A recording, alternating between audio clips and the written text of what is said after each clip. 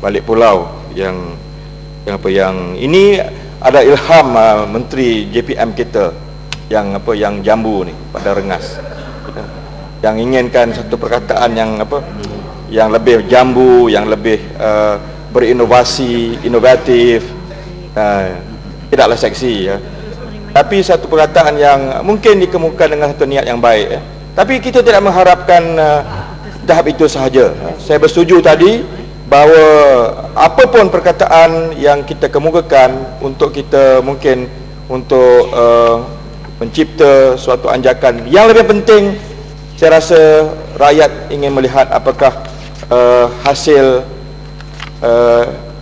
apa yang kita perjuangkan selama ini untuk melihat sebuah negara yang boleh bertindak dalam pembasmian rasuah sebagaimana kita melihat dengan negara maju yang lain. Satu lagi aspek yang saya ingin sentuh dalam membahaskan usul ini ialah tentang aspek inovasi. Saya mengharapkan juga Timbalan Menteri Keuangan yang bertanggungjawab dalam menjawab usul ini. Beliau pun orang Kelantan, asli Kelantannya, genuine Kelantannya. Saya hanya wakil rakyat kebangkiran yang menumpang kasih di Kelantan. Saya orang Johor. Tapi apa yang telah disebut oleh rakan saya daripada Macang dan ini bukan suatu fakta hearsay bukan suatu fakta yang kita kutip di tepi jalan, tetapi suatu yang tertera what have been stated dalam laporan keuangan kerajaan yang memperlihatkan dan membuktikan bahawa kerajaan memang ada kegiatan cari gali minyak di pesisir pantai Kelantan. Yang dulunya kes ini telah pun diperbahaskan dengan begitu serius oleh wakil-wakil daripada Kelantan dalam sesi Parlimen ke-10 dan ke-11 dan juga Parlimen yang ke-12 yang masih lagi memperlihatkan bahawa kenapa Kelantan masih lagi dianaktirikan dari segi pembahagian hasil yang sepatutnya mereka miliki. Kita tidak bercakap lagi pasal FDI dalam memanggil atau menggamit perhatian pelabur-pelabur asing di negeri Kelantan, tapi yang menjadi hak Kelantan, yes, yang kita dikatakan di kawasan yang seluasnya 11.3 trilion kaki padu, ini hak rakyat negeri Kelantan. Yang berhormat Timbalan Menteri orang Bacok yang kawasan luar bandar, pesisir pantai, dan bayangkan kalau saluran gas itu didaratkan di Bacok.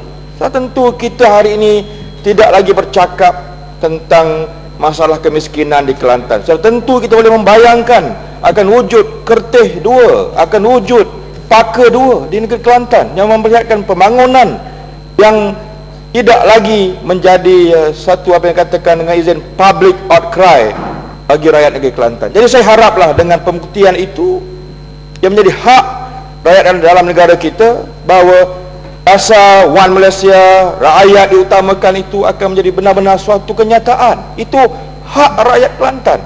Yang saya harap bila senator yang berhormat dulu menteri sekarang dilantik kembali sebagai senator dapat untuk memperjelaskan perkara ini dan benar-benar menggambarkan bahawa konsep-konsep yang diutarakan ini macam yang disebut oleh Balik Pulau tadi tidak hanya tinggal pada keindahan nama semata-mata. Pada Rengas tak apa, tak ada nama pun, dia memang jambu. Tetapi perkataan-perkataan yang beliau cadangkan itu tidak hanya tinggal pada nama sahaja. Ini sebagai peringatan kita bersama. Jadi saya harap tentang pembuktian-pembuktian itu yang ada lebih kurang ada 7 pelantar minyak di Kelantan, cakrawala yang kita telah pun bawa dalam Dewan Yang Mulia ini. Harap-harap pihak kerajaan akan membuktikan bahawa tidak akan berlaku lagi proses berterusan menganaktirikan rakyat Kelantan yang merupakan rakyat negara ini, dan sekali-kali tidak akan menjadikan bahawa proses untuk menjadikan rakyat Kelantan ataupun mana-mana negeri pakatan rakyat adalah seperti mana yang disebut sebagai second class citizen dalam negara kita. Perkara seterusnya yang saya nak sebut adalah tentang bagaimana saya mengharapkan berlakunya satu inovasi dalam keseriusan kita dalam menghadapi masalah kemiskinan tegar ataupun kemiskinan relatif dalam negara kita.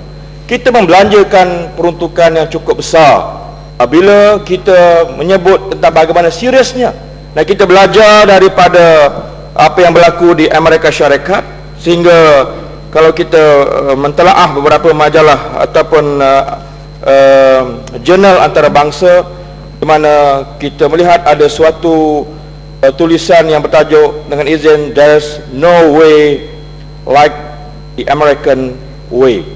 Ada pada hari ini dalam majalah tersebut, setelah begitu lama proses kemerdekaan Amerika Syarikat, masih lahir lagi gambaran yang dikatakan, kalau saya mengambil satu pepatah Cina yang menyebut tentang ada suatu gambar yang bernilai 1000 perkataan.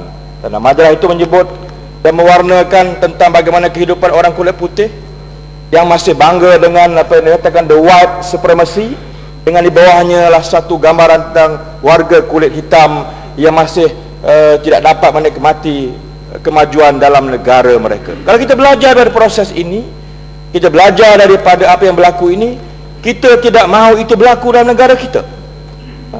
Masalah diskriminasi, masalah menganaktirikan negara-negara ataupun negeri di bawah pembangkang tidak akan berlaku lagi dalam negara ini. Dalam itu juga kita melihat bagaimana kita melayani dan kita menyantuni golongan-golongan yang tidak bernasib baik ini.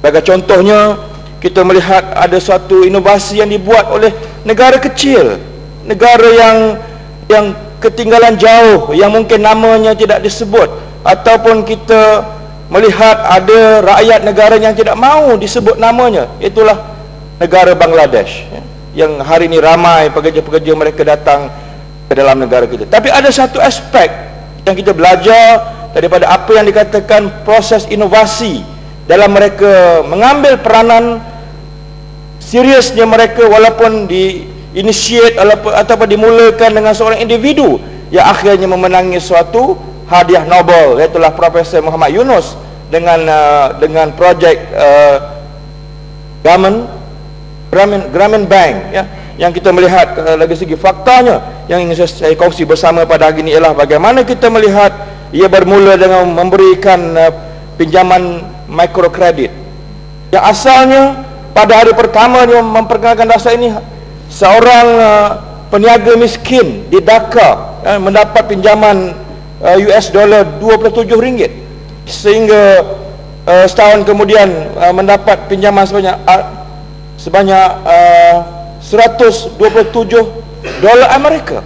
Pada hari pertama diberikan pinjaman, yang akhirnya pada hari ini kita melihat 10 tahun kemudian Grameen Bank di Bangladesh memberikan pinjaman mikrokredit bernilai RM192 bilion kepada lebih 7 juta peminjam. Ya, habiskan Ahmad. Ya, ini Datuk Yang Dipertua membuktikan bahawa kita selalunya menyantuni golongan-golongan kapitalis, golongan-golongan yang berada dalam bank-bank lebih bermegah dalam memberikan pinjaman. Orang yang bertali leher besar datang pada mereka, tapi negara yang miskin ini dengan adanya inovasi yang seperti ini, kita melihat mereka menyantuni golongan-golongan yang miskin papa ini.